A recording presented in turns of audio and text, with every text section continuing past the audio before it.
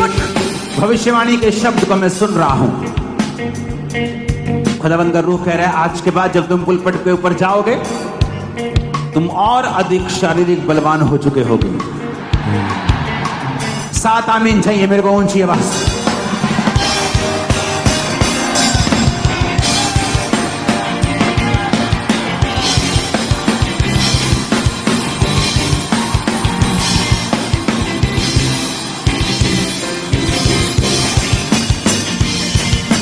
अपने हाथों को उठाओ।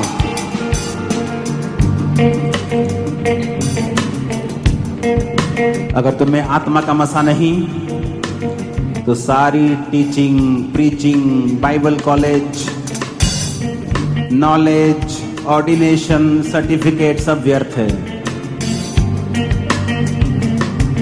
और अगर तुम्हें आत्मा का मसा है तुम लाखों को बदल दोगे, करोड़ों को बदल दोगे।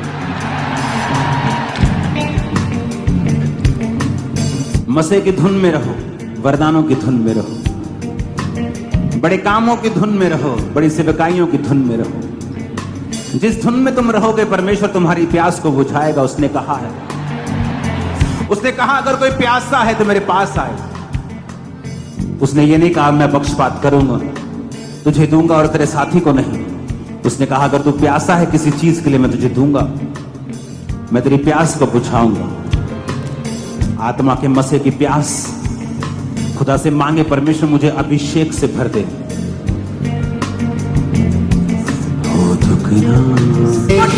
भविष्यवाणी के शब्द को मैं सुन रहा हूं। खुदावंद का रूह कह रहा है आज के बाद जब तुम पुलपट के ऊपर जाओगे तुम और अधिक शारीरिक बलवान हो चुके होगे। 7 आमीन चाहिए मेरे को ऊंची आवाज।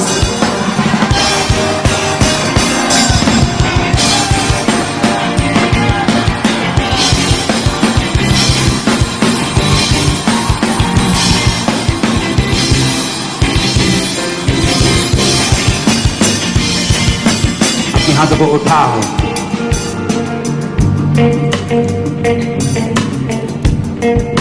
अगर तुम्हें आत्मा का मसा नहीं तो सारी teaching, preaching, Bible college, knowledge, ordination, certificate सब व्यर्थ है। और अगर तुम्हें आत्मा का मसा है तुम लाखों को बदल दोगे, करोड़ों को बदल दोगे। मसे की धुन में रहो, वरदानों की धुन में रहो, बड़े कामों की धुन में रहो, बड़ी सेवकाइयों की धुन में रहो। जिस धुन में तुम रहोगे परमेश्वर तुम्हारी प्यास को बुझाएगा। उसने कहा है, उसने कहा अगर कोई प्यासा है तो मेरे पास आए। उसने ये नहीं कहा मैं पक्षपात करूंगा, तुझे दूंगा और तेरे साथी को नहीं। उसने कहा अगर तू प्यासा है किसी चीज के लिए मैं तुझे दूंगा, मैं तेरी प्यास को बुझाऊंगा। आत्मा के मसे की प्यास खुदा से मांगे, परमेश्वर मुझे अभिषेक से भर दे।